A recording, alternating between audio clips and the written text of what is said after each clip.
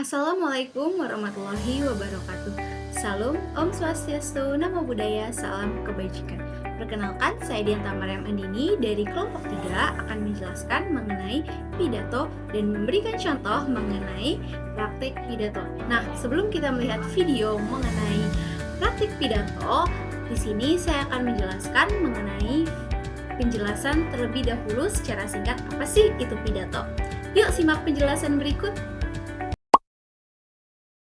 Oke, yang pertama kita akan membahas apa sih pidato itu. Pidato adalah bentuk komunikasi lisan yang disampaikan oleh seseorang di depan audiens nih untuk menyampaikan pesan, gagasan, ataupun pandangannya mengenai suatu topik tertentu. Nah, pidato ini nih dapat digunakan dalam berbagai konteks nih, termasuk dalam berbicara formal, politik, pendidikan, ataupun publik. Nah, tujuannya juga bermacam-macam nih teman-teman, seperti memberikan informasi, menginspirasi, meyakinkan, ataupun merayu dari pendengar itu sendiri. Nah, pidato ini punya jenis-jenis nih. Yang pertama adalah pidato persuasif yang bertujuan untuk mengubah ataupun mempengaruhi pendapat, sikap, dan tindakan dari audiens. Yang kedua adalah pidato informatif, yaitu untuk memberikan informasi ataupun pengetahuan kepada audiens. Yang ketiga ada pidato inspiratif, yaitu untuk memotivasi, menginspirasi, ataupun menggerakkan emosi dari audiens.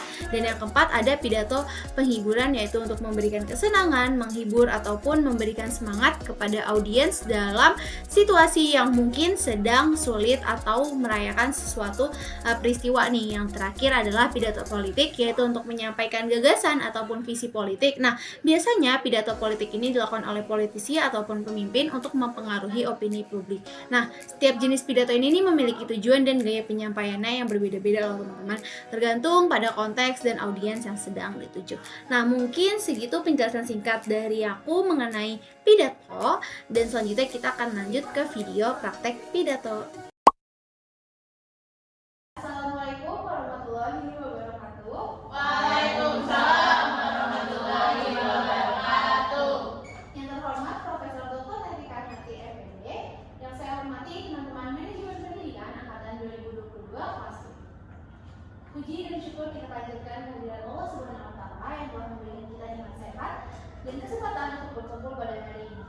Salawat dan salam senantiasa kita curahkan kepada junjungan kita Nabi Muhammad SAW yang telah membawa kita dari zaman jahiliyah menuju zaman yang penuh dengan ilmu pengetahuan dan teknologi. Pada kesempatan hari ini, saya ingin menyampaikan pidato bertema tentang teknologi komunikasi. Teknologi komunikasi merupakan salah satu bidang pengetahuan dan teknologi yang berkembang pesat di era globalisasi ini. Nah, teknologi komunikasi ini mengubah cara kita untuk berkomunikasi dan berinteraksi dengan orang lain. Teknologi komunikasi memiliki banyak manfaat bagi kehidupan kita. Dengan teknologi komunikasi, kita dapat berkomunikasi dengan orang lain dari berbagai belahan dunia secara cepat dan mudah. Kita juga dapat mengakses informasi dan pengetahuan dari berbagai sumber dengan mudah. Nah, teknologi komunikasi ini memiliki banyak manfaat, antara lain mempermudah komunikasi antar individu, mempermudah akses informasi dan pengetahuan, mempermudah kegiatan bisnis dan perdagangan, mempermudah kegiatan pendidikan, dan mempermudah kegiatan hiburan.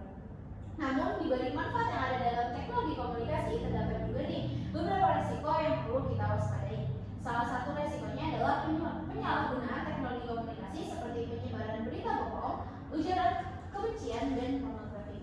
Nah, selain itu, resiko dari teknologi komunikasi adalah salah anjir. Berarti sampai pornografi. Sama aja ini. Oleh karena itu,